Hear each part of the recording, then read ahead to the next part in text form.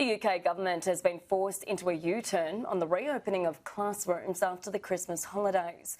All London primary schools will now remain closed following pressure from council leaders. It's a U-turn that many will claim was inevitable. After protests and threats of legal action from the capital's local authorities, all primary schools in London will now close for the start of the new term. The Education Secretary Gavin Wilson told MPs on Wednesday that the majority of primary schools would open as planned on Monday, January the 4th. But he named 50 education authorities in the south of England, including 22 of London's 32 boroughs, where COVID infection rates were highest, he said, and whose primary schools would be closed to most pupils for the first 2 weeks of term. We'll be seeing over 85% of primary schools opening on the 4th of January. We want to see those schools that are sadly not able to open on the 4th of January to be opening at the earliest possible moment. But the government's list included some boroughs where transmission rates are relatively low and omitted others where the rates are high. Now, primary schools in all 32 London boroughs will be closed to all but vulnerable children and those of critical workers.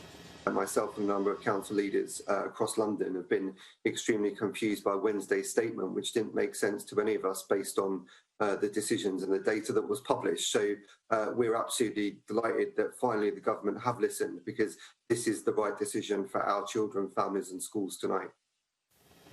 Government sources have told Sky News that ministers have listened to the concerns raised by council leaders and public health officials and have responded. Mr Williamson said children's education and well-being remains a national priority. Moving further parts of London to remote education really is a last resort and a temporary solution. As infection rates rise across the country, and particularly in London, we must make this move to protect our country and the NHS. We'll continue to keep the list of local authorities under review and reopen classrooms as soon as we possibly can. The decision has been backed by the Health Secretary Matt Hancock, who says infections have risen sharply across London over the past week. Hospitals are coming under increased pressure and the situation continues to worsen. The government's move has been welcomed, though, by London's Mayor Sadiq Khan, who said it's good news that the government has finally seen sense and announced this U-turn. The government's original decision was ridiculous and has been causing immense confusion for parents, teachers and staff across the capital. It's right that all schools in London are treated the same and that no primary schools in London will be forced to open on Monday. But the decision is a further blow to Boris Johnson's determination to see schools reopen as planned.